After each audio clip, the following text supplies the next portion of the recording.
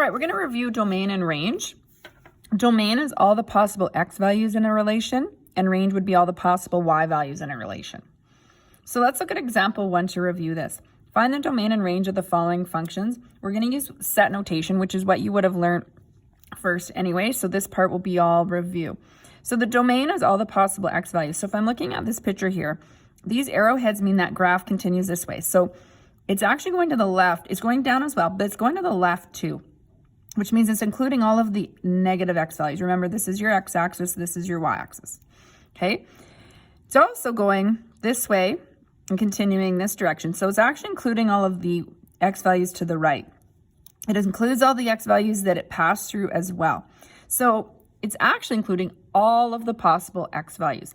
So to say that in set notation, the language we use is we would say x is the element of all real numbers. So in symbols, we would open up these brackets. I call them squiggly brackets. They're actually called braces. And we would say that we're using x for domain, and we're identifying the variable.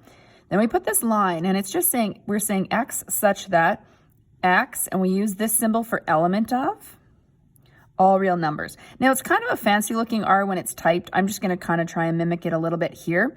But you'll see that when I type it, I'm just going to use a capital R from here on out, and you can certainly do the same. Then we close our brackets. So when I read this in full language would mean x is the element of all real numbers, or sorry, rather x such that x is the element of all real numbers. So real numbers meaning the real number system. So that includes positive numbers, negative numbers, zero, decimals, fractions, everything. Okay. Now, if we want to say that in a shorthand way, you can just certainly say xe reals. That's fine. Let's look at range. So for the range, we're looking at the y values. So you can see here, there's actually a maximum at 1, 2, 3, 4. So it goes up to 4, but it goes down for everything. So it's everything below 4. So we're going to use an inequality sign to do that. To set it up, we open up our brackets. We have y such that y is less than 4.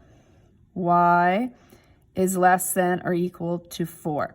Now, when we're putting that in there, we still have to say what numbers are less than 4. Is it just integers, natural, whole numbers? Well, it's everything. It's all the decimals and everything included. In other words, it's still the real number system. So we say ye reals. And again, I'll just use a capital R. So whenever you still use your inequality signs, you still say this ye reals. You're saying that all the real numbers less than or equal to 4 are what's included in the range. So y such that y is less than or equal to 4, where y is the element of all real numbers.